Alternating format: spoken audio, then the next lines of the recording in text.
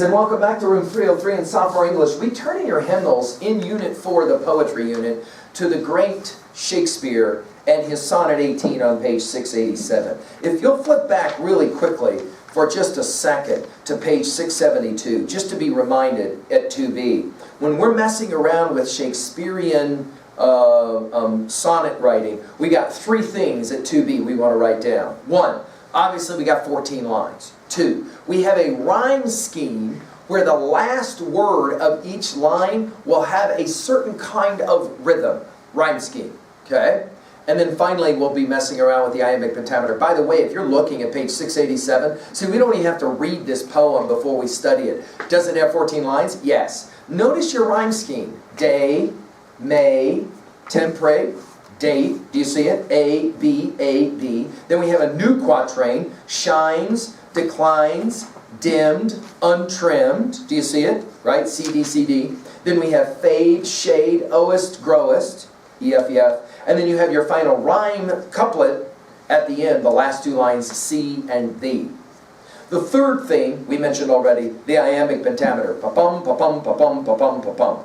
Right? Shall I compare thee to a summer's day? Do you see it? Shall I compare thee to a summer's day? Pa-pum, pa-pum, pa-pum, pa-pum, pa-pum. So we are looking at really the genius of all genius in Shakespeare. We, of course, studied him last year with Romeo and Juliet. We will meet him again in unit number 5 with Julius Caesar. Let's go to, just real quickly, let's go to page 683, and there are your dates for Shakespeare, 1564 to 1616. Considered the famous playwright, also, of course, a writer of brilliant sonnets. Today, the English sonnet, which he perfected, is also known as the Shakespearean sonnet, right? Okay, and of course, we're going to have more on Shakespeare as we get into this, because as we get into our hymnal, because we're going to be studying Julius Caesar. Read the background information with me on 687 real quickly. The Italian poet, Petrarch, wrote during the 14th century his sonnets, overflowing with enthusiastic, exaggerated comparisons and praise for his beloved Laura, inspired Shakespeare and other poets living in the 17th century England. In Sonnet 18, Shakespeare offers a unique perspective on the comparisons that were popular in the sonnets of the time. How will he talk about his girl, and how will he compare her? Now let's take a look at the poem. Just try and read through it, enjoy the reading, and then we'll come back to obviously annotate. The famous Sonnet 18 of Shakespeare. Just read and enjoy it. Sonnet 18 by William Shakespeare. Shall I compare thee to a summer's day? Thou art more lovely and more temperate. Rough winds do shake the darling buds of May, and summer's lease hath all too short a date. Sometime too hot the eye of heaven shines, and often is his gold complexion dimmed. And every fair from fair sometime declines, by chance, or nature's changing course untrimmed. But thy eternal summer shall not fade, nor lose possession of that fair thou owest. Nor shall death brag thou wanderest in his shade, when in eternal lines to time thou growest.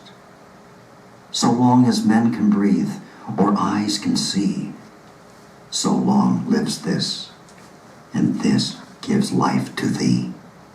Now, I've had some sophomores that say this is one of the coolest love poems they ever have read, once they understand it. Can I say this? We're going to see more Shakespeare sonnets, especially in our senior year when we study together, especially Sonnet 116. Here we're studying 18.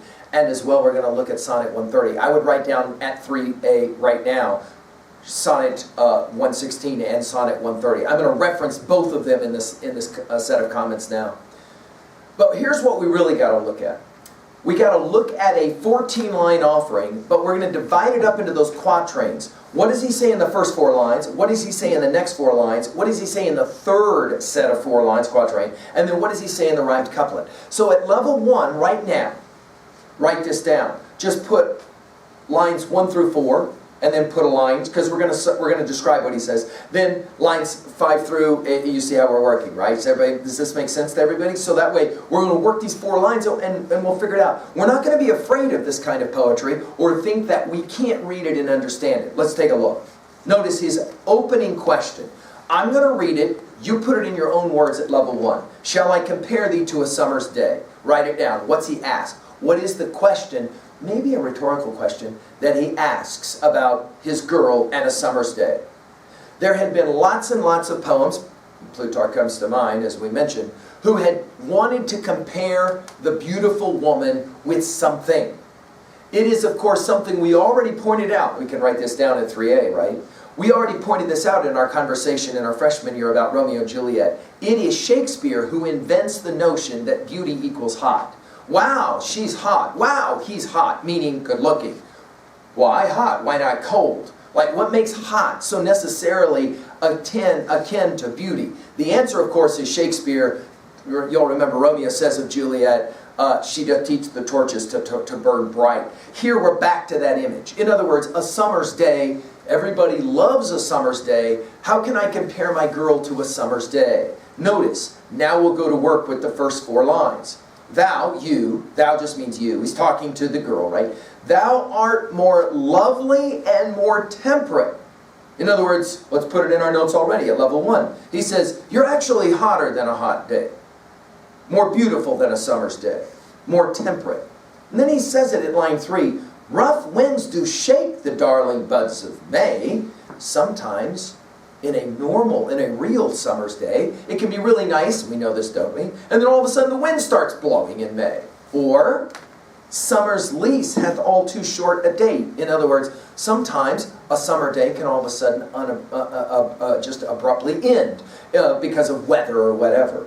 Now we'll look at the next set of 4 lines. Sometime, I'll just read it, you put it in your own words. What does he say that is wrong? Write this down. This is what he's saying. What can sometimes be wrong with a summer's day? Read it. Sometime too hot the eye of heaven shines. All right, you write it down. What did he just say? Sometime too hot the eye of heaven shines. By the way, did you hear the iambic there? Sometime too hot the eye of heaven shines. Do you see it? Right? Okay. But what is it exactly that he's saying here? Sometimes, what's the eye of heaven? Of course, the sun. And sometimes it can be what? Too hot. In other words, summer's days are not always that beautiful. They can get really nasty hot. Look at the next one. And often is his gold complexion dimmed. In other words, sometimes it can get cloudy and the sun, the eye of heaven, the sun goes away. And every fair from fair sometimes declines by chance or nature's changing course untrimmed. In other words, he says, summer days are unpredictably beautiful or not so beautiful.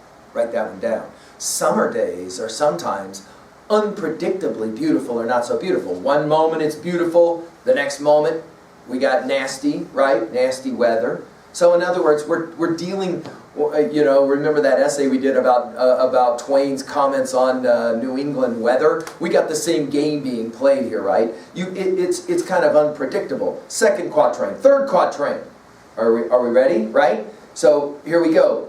But thy, line 9, but thy eternal summer shall not fade. And you can obviously see the girl here rolling her eyes going, oh geez, a guy will say anything. Notice he says here, your eternal summer will never fade. In other words, you're like the most beautiful summer day all the time. There's never a moment when it goes away.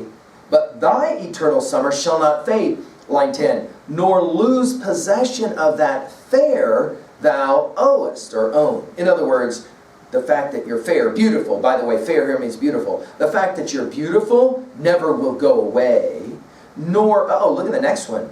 And obviously the girl's really going to roll her eyes here. Nor shall death, did you notice it's capitalized? Nor shall death brag thou wanderest in his shade. You're never going to die. You can imagine she's like, what? What do you mean I'm never going to die? Death is never going to get you in his shade. You'll remember that when Odysseus goes into the underworld, remember this from your freshman year in the Odyssey, that the shades, the ghosts come out. In other words, he says, you're never going to die and be a shade in the underworld.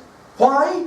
When in eternal lines to time thou growest. In other words, he says, I'll make you famous. I'm going to write a poem about you so that when the future happens, you'll never die. The last. Notice the repetition of the word so. The last rhyme couplet. So long as men can breathe, or eyes can see, we would say, of course, read, so long lives this. This what? The poem, this set of lines. And this gives life to thee. In other words, as long as people read Sonnet 18, you will forever be alive as the most beautiful thing I've ever seen. Well, as we said, some students will see this as the great love poem. Some students will say, yeah, a guy will say anything to get the girl. Either way, let's work at level 2A quickly now for a major message theme. Some have said, this is the poem about eternal love. Love that transcends physical beauty because it's repeated in a famous poem. Which leads us to our second observation. The wonder of art.